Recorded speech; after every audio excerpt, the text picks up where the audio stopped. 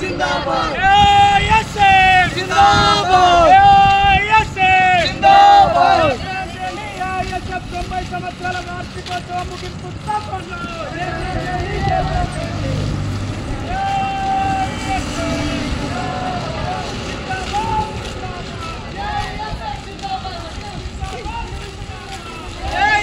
जिंदाबाद अनंतरा अదే నీకోసం గొంతు వాడాలా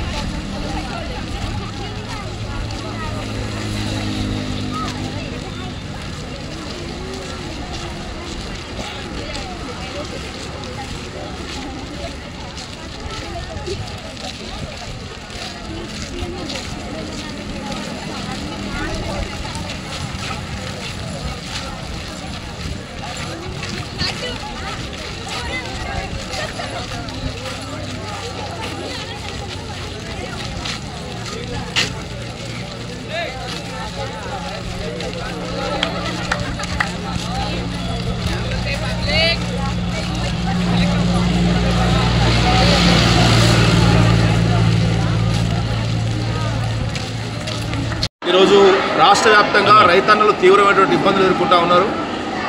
యూరియా దొరకక అసలు రాత్రి మధ్యరాత్రి నుంచే తెల్లవారుజాము వరకు కూడా లైన్లు కట్టి ఈరోజు చెప్పులు పెట్టి మరి రైతులు క్యూలో నిలబడ్డా కూడా గంటల తరబడి నిలబడి సొమ్మసిలు పడిపోయినా కూడా రైతుల యొక్క యూరియాను సకాలంలో అందించడంలో ఈ కేంద్ర ప్రభుత్వం పూర్తిగా వైఫల్యం చెందినది. కావాలని ఈరోజు ప్రతిపక్ష పార్టీలు అధికారంలో ఉన్నటువంటి రాష్ట్రాల్లో బీజేపీ కేంద్ర ప్రభుత్వం కక్షపూరితంగా యూరియాను షార్టేజ్ చేసి రైతులను తీవ్రమైనటువంటి ఇబ్బందులకు గురి చేసేటువంటి పరిస్థితి ఈరోజు రాష్ట్రంలో కొనసాగుతూ ఉంది. మరి సమస్యను పరిష్కరించినటువంటి కేంద్ర ప్రభుత్వం ముఖ్యంగా ఈ ప్రాంతంలో ఇద్దరు కేంద్ర మంత్రులు కిషన్ రెడ్డి, బండి సంజయ్ గారు ఈరోజు చేతులెత్తేసినటువంటి పరిస్థితి ఉన్నది. అంటే ఈ రైతు ఎదుర్కొంటున్నటువంటి యూరియా సమస్యను కూడా కాంగ్రెస్ అధికారంలో ఉన్నటువంటి రాష్ట్రంలో కాంగ్రెస్ ప్రభుత్వం నెపం పెట్టడాన్ని మేము సిపిఐ పార్టీగా తీవ్రంగా గర్విస్తూ ఉన్నాం. సకాలంలో ఇప్పటికే లేట్ అయింది, రైతులు తీవ్రమైన ఇబ్బంది ఎదుర్కొంటూ ఉన్నారు.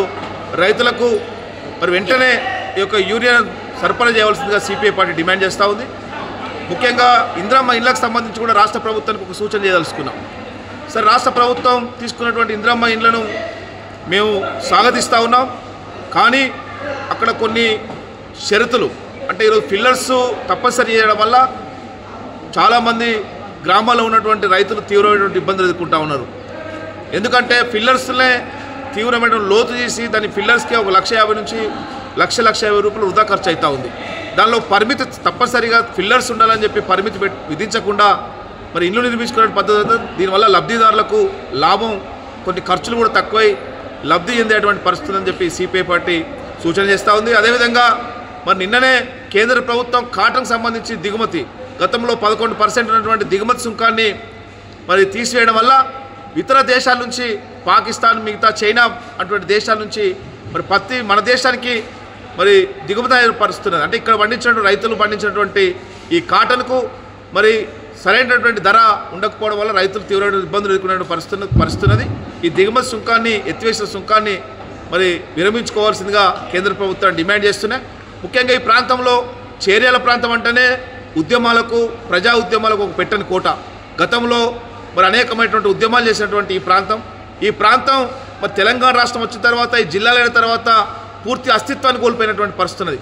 గతంలో మరి పాత చేర్యాల నియోజకవర్గం గతంలో ఉండే, కానీ నియోజకవర్గానికి ఎత్తేసి రెవెన్యూ డివిజన్ లేకుండా ఈరోజు ప్రజలు తీవ్రమైన ఇబ్బందులు ఎదుర్కొంటూ ఉన్నారు. రెవెన్యూ సమస్యలు, ఆర్డీఓ సమస్యలు వస్తేనేమో సిద్దిపేటకు పోవాలి, లేకుంటే హుస్నాబాద్కు పోవాలి.